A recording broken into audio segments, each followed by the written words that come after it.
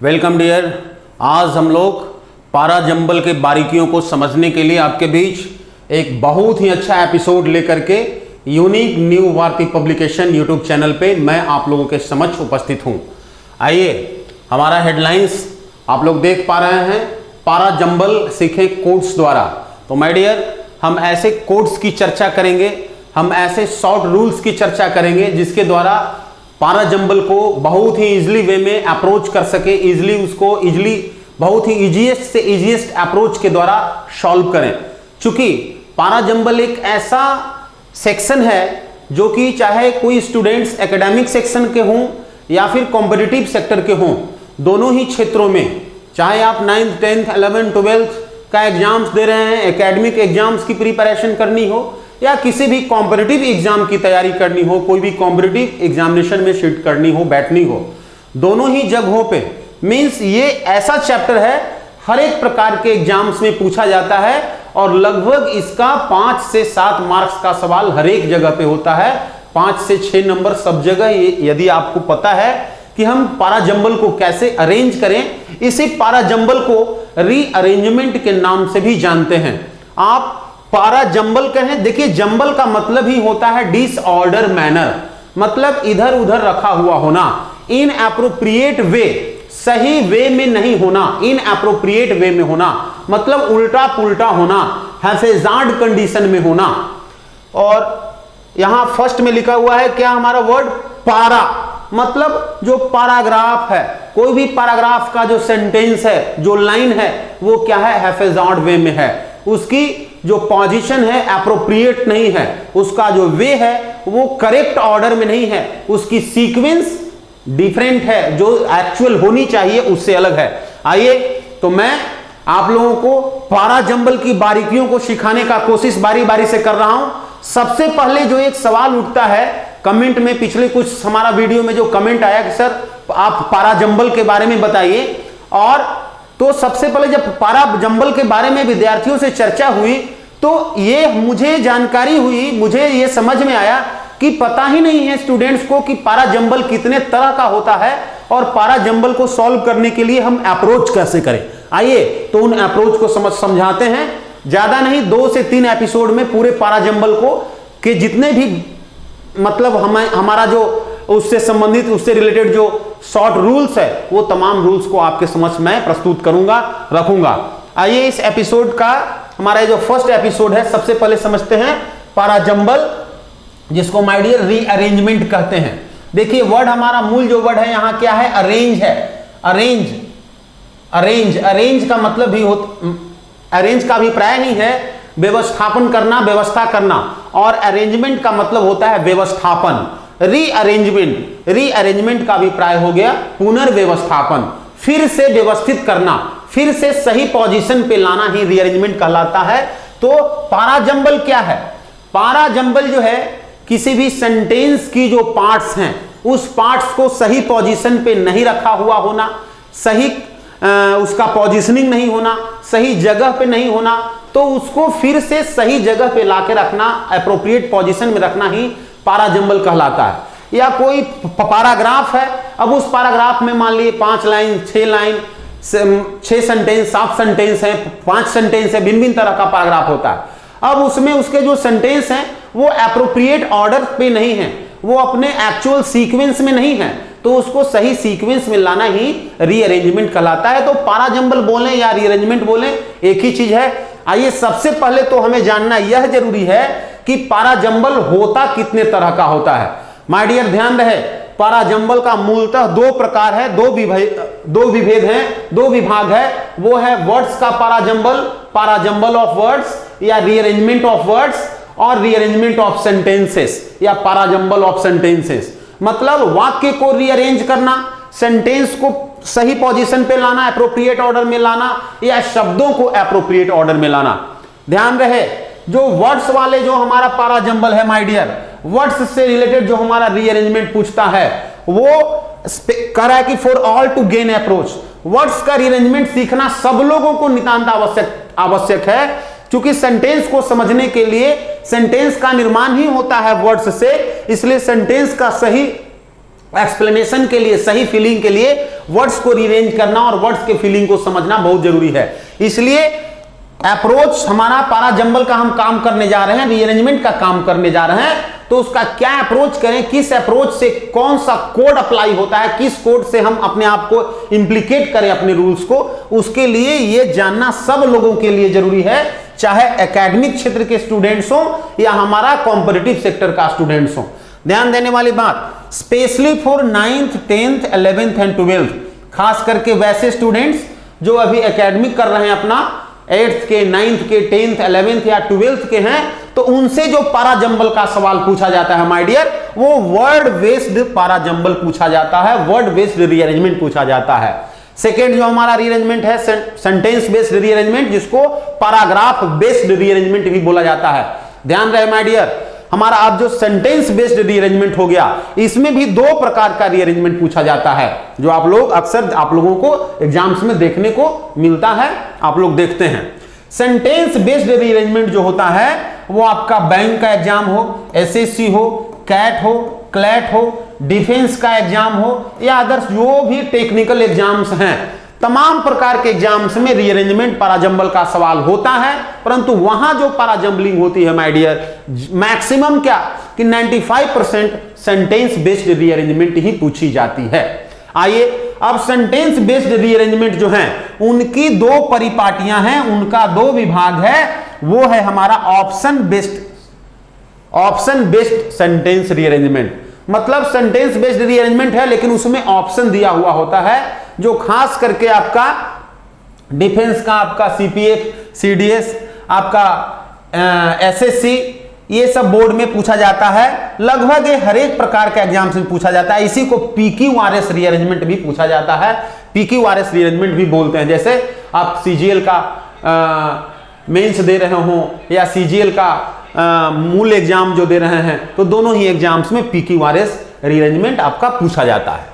Paragraph based जो rearrangement पूछी जाती है वो हमारा खास करके बैंकिंग सेक्टर के एग्जाम में, कैट का एग्जाम में या क्लैट का एग्जाम में सेंटेंस बेस्ड रीअरेंजमेंट होता है, परंतु वो पैराग्राफ बेस्ड होता है। वहां पे कोई ऑप्शन नहीं होते हैं, वहां पे 5 सेंटेंस, 6 सेंटेंस या 7 सेंटेंस इनएप्रोप्रिएट ऑर्डर में लिखे हुए होते हैं, रखे हुए होते हैं, और उसको रीअरेंज करके उसके ऑर्डर को बताना होता है, जहां से आप मुफ्त में 5 से 6 नंबर हासिल कर सकते हैं, अप्रोच कर सकते हैं। तो आइए आप रीअरेंजमेंट को समझ रहे होंगे कि रीअरेंजमेंट हमारा पैराजंबलिंग कितने तरह का हुआ, तो 2 तरह का हुआ, word based parajumble, sentence based parajumble. Sentence based parajumble हमारा 2 तरह का हुआ, ऑप्शन बेस्ड और पैराग्राफ बेस्ड। इस ऑप्शन बेस्ड रीअरेंजमेंट को भी हम क्या बताते हैं, तो पीक्यूआरएस रीअरेंजमेंट कहते हैं। आइए सबसे पहले वर्ड्स वाले रीअरेंजमेंट की चर्चा करेंगे। फर्स्ट सेक्शन था हमारा वर्ड्स रीअरेंजमेंट। तो वर्ड्स का रीअरेंजमेंट, अब वर्ड्स का रीअरेंजमेंट में क्या होगा, वर्ड्स से हम सेंटेंस फ्रेम करते हैं। तो माय डियर एक यूनिवर्सल रूल है, एक यूनिवर्सल कॉन्सेप्ट है कि किसी भी सेंटेंस की स्थापना करनी हो, किसी भी सेंटेंस का जो स्ट्रक्चर है, किसी भी सेंटेंस का निर्माण करनी है, तो उसके लिए वाक्य में सब्जेक्ट का होना जरूरी है, हेल्पिंग वर्ब का होना जरूरी है, मेन वर्ब का होना जरूरी है, ऑब्जेक्ट का होना जरूरी है, और अदर वर्ड्स हो सकते हैं। मतलब किसी भी सेंटेंस की क्रिएशन सब्जेक्ट, वर्ब, ऑब्जेक्ट और अदर वर्ड्स से होते हैं। यदि केवल सब्जेक्ट, मेन वर्ब और ऑब्जेक्ट है तो उससे भी सेंटेंस बन सकता है। केवल सब्जेक्ट, हेल्पिंग वर्ब और ऑब्जेक्ट है, उससे भी सेंटेंस हो सकता है। Subject, helping verb, main verb, object सब है, अदर वर्ड्स भी है, कुछ और भी शब्द हैं इन तमाम को छोड़ करके, तो वो अदर वर्ड्स के अंतर्गत आ जाएंगे, तो उससे भी सेंटेंस बन सकता है। मतलब कंफर्म है कि एक परफेक्ट सेंटेंस के निर्माण के लिए यदि एक कंप्लीट सेंटेंस चाहते हैं तो उसमें सब्जेक्ट, वर्ब और ऑब्जेक्ट का होना नितांत आवश्यक है, तभी उस सेंटेंस को कंप्लीट सेंटेंस या परफेक्ट सेंटेंस कह पाएंगे। अब आइए, अब एक सवाल उठता है कि कोई वाक्य में, कोई सेंटेंस में हमारा सब्जेक्ट होगा, वर्ब होगा, ऑब्जेक्ट होगा, हम कैसे जानेंगे कि इस वाक्य का जो ये वर्ड है ये हमारा सब्जेक्ट है। तो माय डियर कंडीशंस है कि कोई शब्द सब्जेक्ट तभी होगा जब वो शब्द क्या हो, नाउन हो, प्रोनाउन हो, 2+V1 हो या वर्ब 4 हो। मतलब किसी भी वाक्य का सब्जेक्ट, नाउन, प्रोनाउन, या फुल इंफिनिटिव जिसको इंफिनिटिव विथ टू बोलते हैं, या gerund form of the verb मतलब वर्ब के चौथे फॉर्म, ये 4 कंडीशन वाला वर्ड ही किसी वाक्य का सब्जेक्ट हो सकता है। हेल्पिंग वर्ब को कैसे पहचाने, तो आपको पता है, आप आइडेंटिफिकेशन ऑफ वर्ब्स का जब मैं चर्चा कर रहा था तो वहां मैं चर्चा किया था कि 2 प्रकार के से वर्ब को अलग करके सेपरेट करके, और हेल्पिंग वर्ब हम लोग चर्चा किए थे कि हेल्पिंग वर्ब की संख्या 24 है, प्राइमरी हेल्पिंग वर्ब और model helping verb. Primary helping verb की संख्या 11 और मॉडल हेल्पिंग वर्ब की संख्या 13, और दोनों मिलाकर के 24 हो जाता है। जैसे is, are, am, was, were, has, have, had, do, does, did, may, might, can, could, shall, should, will, would, must, used to, ought to, need और डेयर, ये 24 जो शब्द है हमारा हेल्पिंग वर्ब हो गया। तो हेल्पिंग वर्ब को बिल्कुल इजीली हम पहचान सकते हैं देख करके। अब है मेन वर्ब, तो my dear action denoting word, वैसा कोई भी वर्ड जो वाक्य में एक्शन को डिनोट कर रहा होगा, जिससे किसी भी वक्ता के द्वारा कोई काम करने या होने की बात हो रही होगी, तो वैसे वर्ड को हम मेन वर्ब कहेंगे।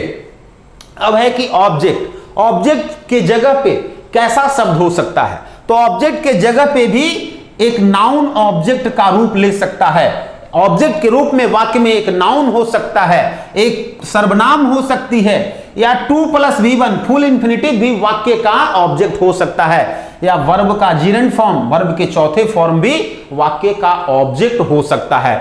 तो ध्यान रहे, अब हमें subject, helping verb, main verb, object को पहचानने में वाक्य में कोई प्रॉब्लम नहीं होगी। और जैसे ही हमें पता हो जाएगा कि वाक्य में हमारा ये मेन वर्ब है, ये हेल्पिंग वर्ब है, ये सब्जेक्ट और ये ऑब्जेक्ट बन सकता है, तो सेंटेंस को फ्रेम कर लेना आपके लिए बिल्कुल आसान हो जाएगा, चाहे सेंटेंस किसी भी स्थिति में रखा हुआ हो। सेंटेंस का main verb, subject, helping verb या ऑब्जेक्ट कहीं भी किसी भी पोजीशन पे रखा हुआ रहेगा, उलट पुलट करके, आगे पीछे करके, तो आपको चूंकि आपके पास क्लियर कॉन्सेप्ट है कि जब किसी भी हम वाक्य का निर्माण करने जा रहे हैं तो उसमें एजुअली जो जनरल सेंटेंस होते हैं तो उसमें हम सबसे पहले सब्जेक्ट को रखते हैं, उसके बाद यदि हेल्पिंग वर्ब है तो हेल्पिंग वर्ब को रखते हैं, उसके बाद मेन वर्ब को रखते हैं, तत्पश्चात ऑब्जेक्ट को रखते हैं, और अदर वर्ड्स को लास्ट में रखते हैं, या अदर वर्ड्स वाक्य के सबसे पहले में, प्रथम में भी रखा जा सकता है, इस बात का ध्यान रहे। हेल्पिंग वर्ब नहीं रहेगा तो सब्जेक्ट के बाद डायरेक्ट मेन वर्ब, ऑब्जेक्ट और अदर वर्ड्स आ जाएंगे।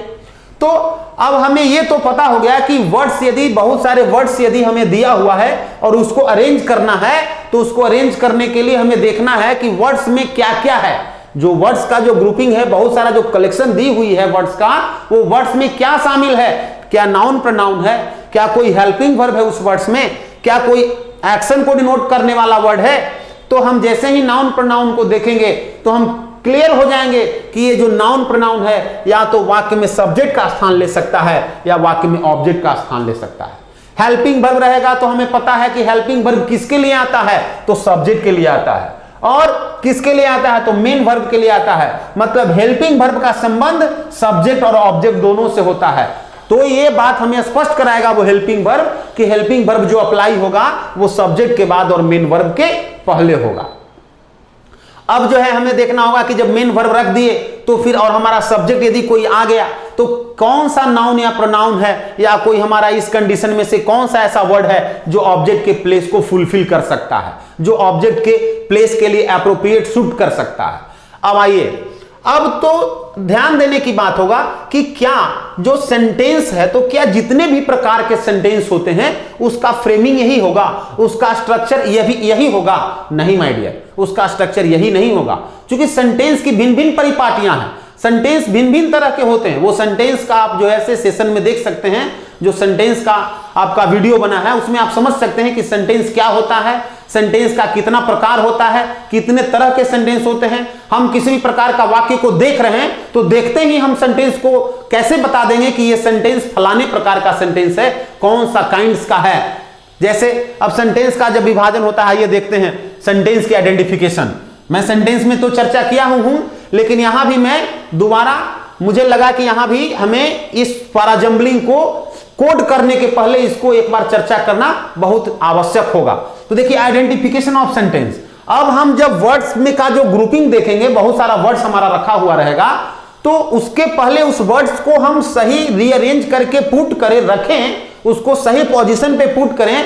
हमें देखना होगा, हमें ये पहले एंटीसिपेट करना होगा, पहले गेस कर लेना होगा कि जो सेंटेंस इस वर्ड के ग्रुप से बनेगा वो किस प्रकार का सेंटेंस बनेगा। तो ध्यान रहे माय डियर, हमें सेंटेंस को पहचानना भी उसके लिए जरूरी होगा कि ये किस प्रकार का सेंटेंस है और किस प्रकार का सेंटेंस का क्या फिगर होता है। हम कैसे जानेंगे कि ये सेंटेंस फलाने सेंटेंस का है, ये सेंटेंस हमारा असर्टिव है, इंट्रोगेटिव है, इंपेरेटिव है, ऑप्टेटिव है या एक्सक्लामेटरी है। तो ध्यान रहे, हम किसी भी सेंटेंस को असर्टिव कहेंगे या जब हमारा ग्रुप ऑफ वर्ड्स रहेगा तो उसमें हम देख करके ही पकड़ लेंगे कि ये सेंटेंस, इसका जो ग्रुप है वर्ड्स का, इससे जो सेंटेंस क्रिएट होगा, इससे जो सेंटेंस हम बनाएंगे वो हमारा असर्टिव सेंटेंस बनेगा या इंट्रोगेटिव बनेगा या इंपेरेटिव बनेगा या ऑप्टेटिव सेंटेंस बनेगा या एक्सक्लामेटरी बनेगा। हम वर्ड्स के ग्रुप से ही पहचान जाएंगे कि ये सेंटेंस हमारा कैसे बनेगा। तो इसको पहचानने के लिए हमें सेंटेंस को जानना होगा। तो ध्यान रहे, आप भी पहचान जाइए, आप भी देख करके समझ लीजिए कि हम देखते ही वर्ड्स के ग्रुप को या किसी सेंटेंस को कैसे बता पाएंगे कि हमारा ये सेंटेंस कौन सा सेक्शन से है, कौन सा पार्ट है इस सेंटेंस का, कौन सा काइंड्स है। तो ध्यान दीजिए, सेंटेंस को माय डियर नेचर के आधार पे, सेंटेंस को उसके फंक्शन के आधार पे 5 परिपाटियों में, 5 विभागों में, 5 पार्ट्स में, 5 काइंड्स में हम लोग क्या किए हैं, विभाजित किए हैं। वो है असर्टिव, इंट्रोगेटिव, इंपेरेटिव, ऑप्टेटिव और एक्सक्लामेटरी सेंटेंस। अब है हम सेंटेंस को कैसे पहचाने। तो ध्यान रहे, किसी भी वाक्य की शुरुआत सब्जेक्ट से हो रही हो, हेल्पिंग वर्ब उसमें हो और लास्ट में फुल स्टॉप लगा हुआ हो। क्या लगा हुआ हो? फुल स्टॉप लगा हुआ हो, तो हम समझ जाएंगे कि ये सेंटेंस हमारा क्या चीज है, असर्टिव का सेंटेंस है। अब ध्यान रहे, यदि किसी वाक्य में सब्जेक्ट के पहले हेल्पिंग वर्ब लगा हुआ हो, हेल्पिंग वर्ब कौन? वही 24 words, is, are, am, was, were, has, have, had का जो कॉम्बिनेशन वाला जो वर्ड्स था। तो उसमें से यदि कोई भी 24 में से कोई भी हेल्पिंग वर्ब हमारा सब्जेक्ट के पहले आया हुआ है और लास्ट में यदि साइन ऑफ इंट्रोगेशन देख रहे हैं, प्रश्नवाचक चिन्ह देख रहे हैं, तो हम कंफर्म कर पाएंगे कि वो जो हमारा सेंटेंस है इंट्रोगेटिव का सेंटेंस है। ध्यान रहे, यदि वाक्य की शुरुआत हमारा मेन वर्ब से हो रहा है, लास्ट में ऑब्जेक्ट लगा हुआ है और फुल स्टॉप दिया हुआ है, तो हम समझ जाएंगे सब्जेक्ट का कोई लता पता नहीं है, सब्जेक्ट का पता नहीं चल रहा है, कोई हेल्पिंग वर्ब नहीं है, तो वहां हम समझ जाएंगे कि वो सेंटेंस हमारा इंपेरेटिव है, आज्ञा सूचक वाक्य है, अनुरोधवाचक वाक्य है। यदि सेंटेंस को देखेंगे कि सेंटेंस की शुरुआत हुई, सेंटेंस लास्ट किया, सब्जेक्ट है, हेल्पिंग वर्ब है, वर्ब है, लेकिन लास्ट में क्या लगा हुआ है, साइन ऑफ एक्सक्लामेशन लगा हुआ है, तो समझ जाएंगे कि वो सेंटेंस हमारा ऑप्टेटिव सेंटेंस है। ठीक है। अब यदि सेंटेंस में हम देखेंगे कि सेंटेंस की शुरुआत, वाक्य की शुरुआत हमारा व्हाट, हाउ, टू, सो या सच से हो रही है। ध्यान रहे, what, how, to, so, such etcetera से यदि वाक्य की शुरुआत हो रही है, आगे वाक्य में और भी कुछ वर्ड्स हैं और भी आगे कोई वर्ड्स रहेंगे, शब्द हैं, और लास्ट में साइन ऑफ एक्सक्लामेशन लगा हुआ है, तो हम पकड़ लेंगे कि वो सेंटेंस हमारा क्या चीज है, एक्सक्लामेटरी सेंटेंस है। तो ये हमें सबसे पहले पता होना चाहिए। तो ये तो फंक्शन के आधार पे 5 प्रकार हुआ हमारा सेंटेंस का, लेकिन एक और बेस है, एक और ग्राउंड है जिस ग्राउंड पे हम सेंटेंस का विभाजन करते हैं। तो वो दूसरा ग्राउंड है माय डियर, वो है हमारा कि बेस्ड ऑन कंस्ट्रक्शन, कंस्ट्रक्शन के आधार पे। ध्यान रहे, कंस्ट्रक्शन के आधार पे सेंटेंस का 4 विभाग है, 4 प्रकार है। वो है simple sentence, compound sentence, complex sentence और मिक्स्ड सेंटेंस। तो आइए इसके बाद मैं आपको उस कोड्स की चर्चा करूंगा, उस रूल्स की बात करूंगा जिससे हम लोग सेंटेंस बनाना, सेंटेंस को फ्रेम करना, जो हमारा ग्रुप ऑफ वर्ड्स जो हैफेजार्ड वे में रखा हुआ है, जो इनएप्रोप्रिएट पोजीशन पे रखा हुआ है, उसको सही पोजीशन पे ला करके कैसे हम पैराजंबल को रीअरेंज करें, उसका मैं कोड्स बताऊंगा। आइए सबसे पहले हम पहचान लें कि हमारा सेंटेंस को देख करके कैसे पहचान जाएंगे कि जो हमारा ग्रुप ऑफ वर्ड्स है, जो बहुत सारा, जैसे यहां पे वर्ड्स आपको दिया हुआ, देखिए एग्जांपल्स के तौर पे, अब इसको रीअरेंज करके आपको रखना है, तो हम कैसे जानेंगे कि हमारा सेंटेंस किस प्रकार का सेंटेंस है और इसको हम कैसे रीअरेंज करके रखेंगे। तो हमें पता होना चाहिए कि यदि किसी भी वाक्य में एक या एक से ज्यादा नाउन या प्रोनाउन देख रहे हैं, ध्यान रहे यह बात, ये तमाम चीजें, ये कोड्स हमको समझना बहुत जरूरी है। इसी तमाम ये जो छोटे छोटे कोड्स हैं जो हम नहीं समझ पाते हैं इसको बारीकियों से, जो हम जा करके क्या कहां जब रीअरेंजमेंट का काम शुरू करते हैं तो वहां पे निटेड हो जाते हैं, फंस जाते हैं माय डियर।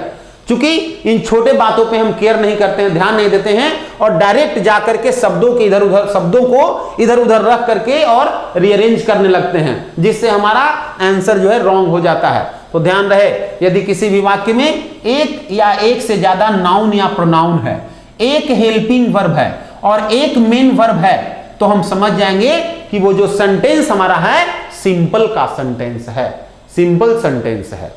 यदि किसी वाक्य में दो नाउन या प्रोनाउन है, एक नाउन नहीं, नाउन की संख्या एक से ज्यादा है, प्रोनाउन की संख्या एक से ज्यादा है, हेल्पिंग वर्ब भी एक नहीं दो है, मेन वर्ब भी एक नहीं दो है, और उसमें कोई कनेक्टर आपको दिख रहा है, ग्रुप ऑफ वर्ड्स जो इसमें यदि कनेक्टर दिख रहा है, कंजंक्शन दिख रहा है, वो कंजंक्शन कैसा, कोऑर्डिनेट कंजंक्शन, जैसे कि एंड और एज वेल एज, येट और बट, इस प्रकार का कंजंक्शन दिख रहा है, तो हम समझ जाएंगे कि अब जो सेंटेंस जो हम फ्रेम हो पाएगा तमाम शब्दों को मिलाकर के जो बनेगा वो कंपाउंड सेंटेंस बनेगा।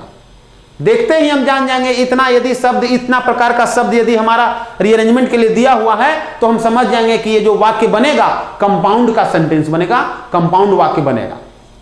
नेक्स्ट है कंप्लेक्स, दो या दो से ज्यादा, नाउन या प्रोनाउन जो होगा कम से कम दो से ज्यादा भी हो सकता है। ध्यान दीजिए, दो या दो से ज्यादा हेल्पिंग वर्ब देखने को मिले, दो या दो से ज्यादा मेन वर्ब हो और कनेक्टर उसमें जो लगा हुआ है, जो कंजंक्शन आपको जो मिले वो क्या मिले, सबऑर्डिनेट कंजंक्शन मिले। सबऑर्डिनेट कंजंक्शन के लिए कंजंक्शन वाले एपिसोड में जाकर के देख सकते हैं कि कोऑर्डिनेट कंजंक्शन किसको बोलते हैं, सबऑर्डिनेट किसको बोलते हैं और कोरिलेटिव कंजंक्शन किसको बोलते हैं। तो तीन प्रकार का ये जो हमारा कंजंक्शन होता है। लेकिन आपको सबऑर्डिनेट कंजंक्शन का मैं कुछ एग्जांपल दे देता हूं। सबऑर्डिनेट कंजंक्शन में जैसे इफ हो गया, वेदर हो गया, दैट हो गया, जितना भी रिलेटिव प्रोनाउन है, विच है, व्हाट है, हु है, हुम है, हुज है, ये सब हमारा सबऑर्डिनेट कंजंक्शन है। व्हाइल है, देन है, सो है, देयरफॉर है, ये तमाम प्रकार का जो वर्ड है हमारा सबऑर्डिनेट कंजंक्शन है। तो ऐसा कंजंक्शन यदि किसी वाक्य में देख रहे हैं, सो, देयरफॉर, दस, दैट, इफ, वेदर और इस प्रकार का यदि कॉम्बिनेशन का आप ग्रुप ऑफ वर्ड्स देख पा रहे हैं तो समझ जाएंगे कि ये जो इससे जो सेंटेंस फ्रेम होगा वो कॉम्प्लेक्स सेंटेंस फ्रेम होगा। अब देखेंगे मिक्स्ड सेंटेंस के लिए हमेशा नाउन प्रोनाउन जो होना चाहिए दो से ज्यादा होना चाहिए, दो में काम नहीं चलेगा, नाउन प्रोनाउन दो से ज्यादा होना चाहिए। ध्यान रहे, यहां दो या दो से ज्यादा दोनों हो सकता था, लेकिन यहां दो से काम नहीं चलेगा, हमेशा दो से ज्यादा नाउन या प्रोनाउन होनी चाहिए। हेल्पिंग वर्ब भी दो से ज्यादा होनी चाहिए, मेन वर्ब भी दो से ज्यादा होनी चाहिए और कनेक्टर जो होना चाहिए कोऑर्डिनेट कंजंक्शन भी होना चाहिए और सबऑर्डिनेट कंजंक्शन भी होना चाहिए।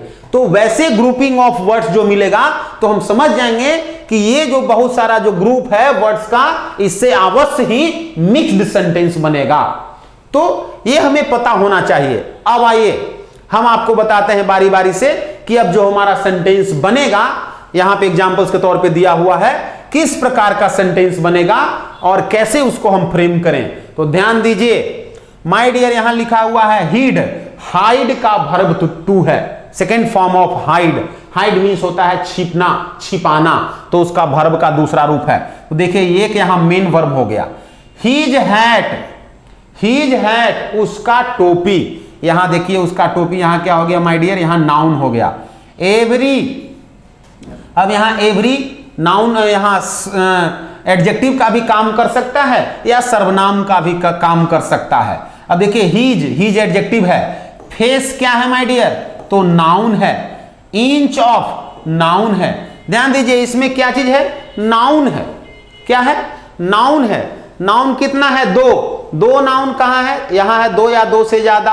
अब यहां देखिए दो से ज्यादा, तो यहां दो नाउन है, यहां भी दो नाउन है, यहां एक या एक से ज्यादा नाउन।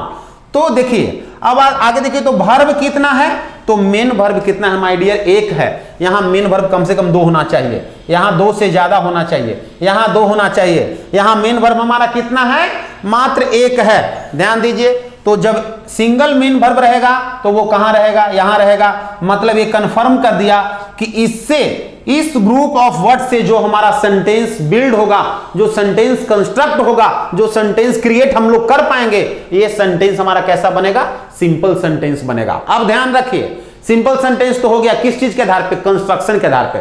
आप कहिएगा कि आप थोड़ा देर पहले गुरुजी चर्चा कर रहे थे असर्टिव, इंट्रोगेटिव, इंपरेटिव, ऑप्टेटिव और एक्सक्लेमेटरी।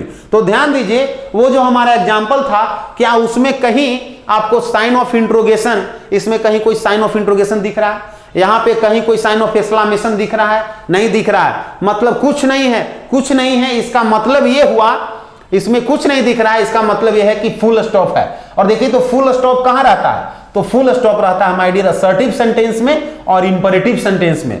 तो अब जो है वो जो हमारा फर्स्ट जो सेंटेंस बनेगा, एक्सक्लेमेटरी नहीं बनेगा, ऑप्टेटिव नहीं बनेगा, इंट्रोगेटिव नहीं बनेगा। जब भी वो सेंटेंस बनेगा तो इंपरेटिव बनेगा या असर्टिव बनेगा। तो इंपरेटिव के लिए हमको क्या चाहिए? मेन वर्ब और ऑब्जेक्ट। तो माय डियर जरा ध्यान देखिए दीजिए, तो यहां पे 2-2, 3-3 नाउन है, तो क्या 2-2, 3-3 नाउन सब ऑब्जेक्ट होगा? क्या नहीं हो पाएगा। और यहां चूंकि वर्ब भी है, काम भी हो रहा है माय डियर, और काम जो है वर्ब का दूसरा फॉर्म है। और हमारा जो इंपरेटिव जो होता है, ध्यान रहे यहां पे और आप कंफर्म हो जाइए, इंपरेटिव सेंटेंस में जो मेन वर्ब होता है माय डियर वो फर्स्ट फॉर्म में होता है। मेन वर्ब जो होता है हमारा फर्स्ट फॉर्म, वर्ब का फर्स्ट फॉर्म होता है। ये जो मेन वर्ब जो होगा वर्ब का फर्स्ट फॉर्म होगा, फर्स्ट फॉर्म ऑफ वर्ब होगा। लेकिन यहां पे हमारा जो वर्ब है, ध्यान दीजिए क्या है? वर्ब का सेकंड फॉर्म है। मतलब ये कंफर्म हो गया कि हमारा सिंपल सेंटेंस बनेगा। और कैसा बनेगा?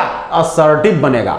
तो असर्टिव के लिए आपके पास यूनिवर्सल स्ट्रक्चर है। ध्यान दीजिए असर्टिव का स्ट्रक्चर क्या होता है माय डियर? सबसे पहले सब्जेक्ट को रखते हैं, उसके बाद हेल्पिंग वर्ब को रखते हैं, उसके बाद मेन वर्ब को रखते हैं, उसके बाद ऑब्जेक्ट, उसके बाद अदर वर्ड्स को रखते हैं। यहां भी आप देख सकते हैं, देखिए असर्टिव में सबसे पहले सब्जेक्ट, उसके बाद हेल्पिंग वर्ब को रखते हैं। यदि हेल्पिंग वर्ब नहीं हो तो डायरेक्ट मेन वर्ब को पहले ही बता दिए है। यदि हेल्पिंग वर्ब नहीं हो तो मेन वर्ब को रख सकते हैं।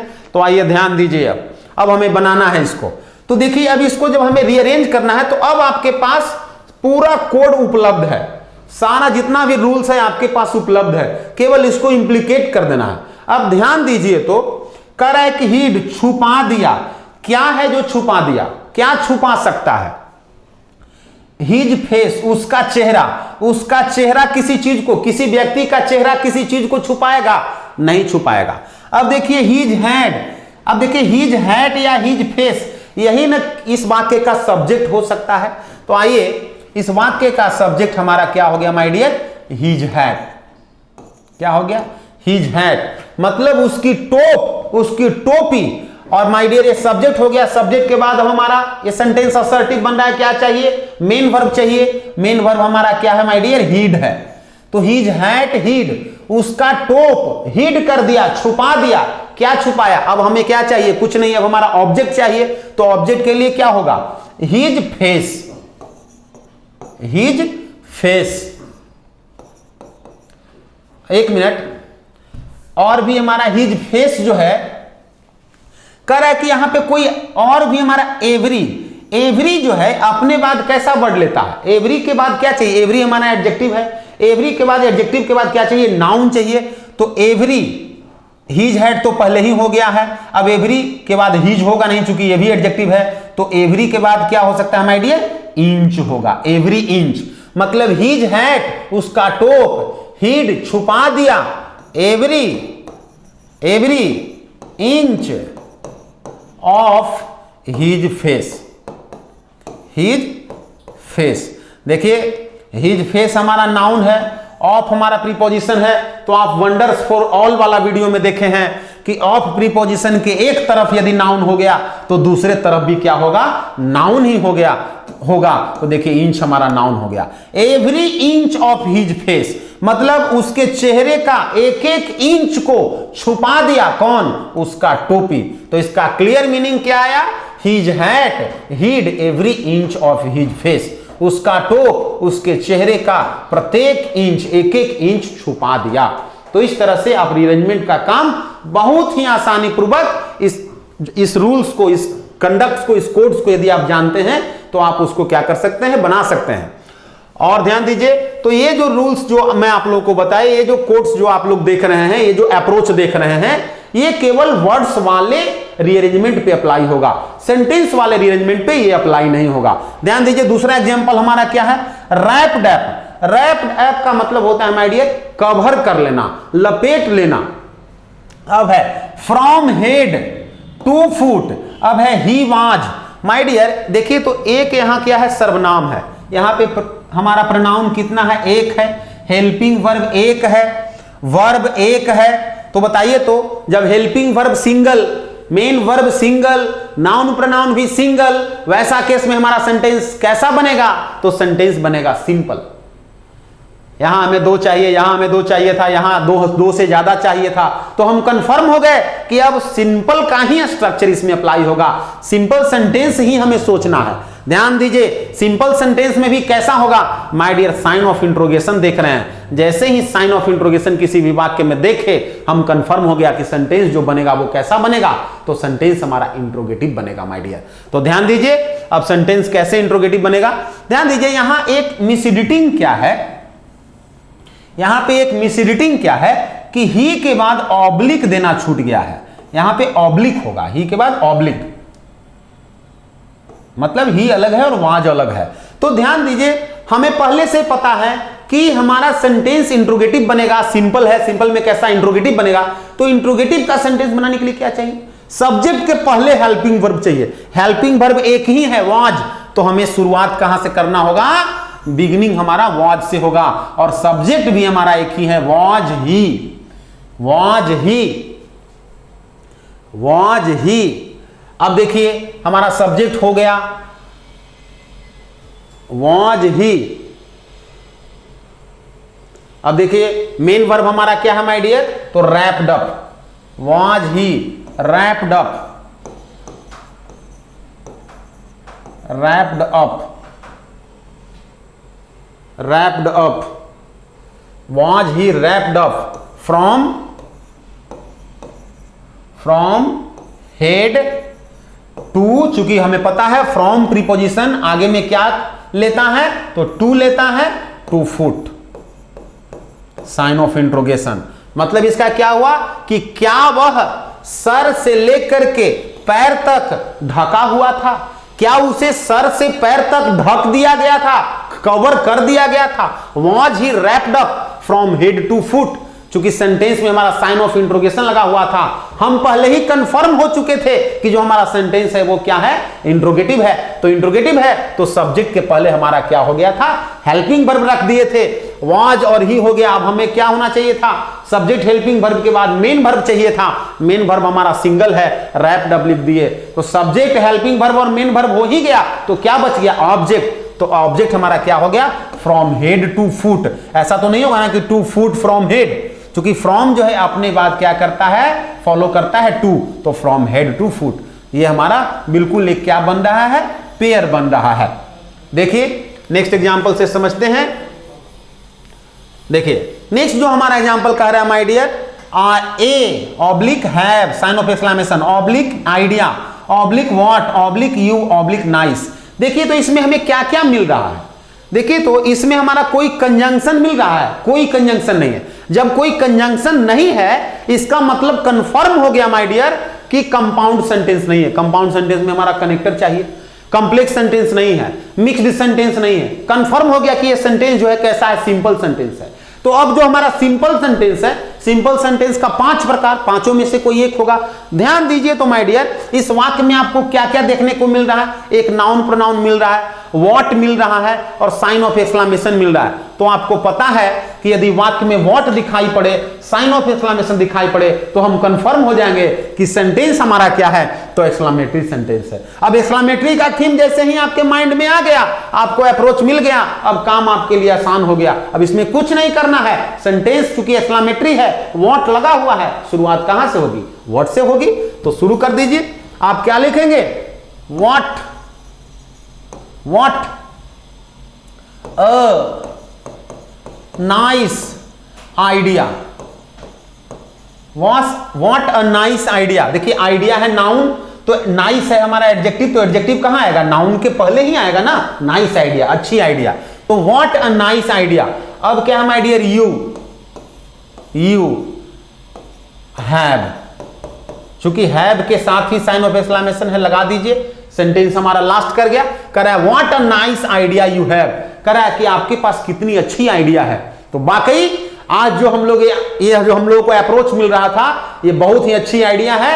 आशा करता हूं कि आप लोगों को ये वीडियो काफी अच्छा लगा होगा और इससे काफी कुछ गेन करने के लिए मिला होगा। नेक्स्ट इसका एपिसोड में हम पैराग्राफ मतलब सेंटेंस बेस्ड जो रीअरेंजमेंट होता है उस पर हम लोग चर्चा करेंगे। और सेंटेंस बेस्ड जो रीअरेंजमेंट जो होता है वर्ड बेस्ड रीअरेंजमेंट से भी ज्यादा आसान होता है। ध्यान रहे, मैं आप लोगों को और भी एक से बढ़कर के एक हर एक प्रकार के विभागों का मिक्स्ड सेंटेंस के लिए, कंपाउंड सेंटेंस के लिए, कॉम्प्लेक्स सेंटेंस के लिए सबका एग्जाम्पल कराऊंगा और भी जो है भिन्न भिन्न प्रकार का जो सेंटेंस ग्रुप ऑफ वर्ड्स डाल करके आप लोगों को मैं काम कराऊंगा, एक्सरसाइज कराऊंगा। आप लोग हमारे YouTube चैनल से ज्यादा जुड़े, इस पे आप लोग देखते रहें, समझते रहें चीजों को। और अगले एपिसोड में हम लोग चर्चा करेंगे इसके कुछ सवालों को और आगे हम लोग सेंटेंस बेस्ड रीअरेंजमेंट की चर्चा करेंगे, जिसमें सेंटेंस का PQRS का ऑप्शन बेस्ड रीअरेंजमेंट और पैराग्राफ बेस्ड रीअरेंजमेंट देकर के आप लोग को उसका एग्जांपल्स को समझाएंगे। बहुत बहुत धन्यवाद।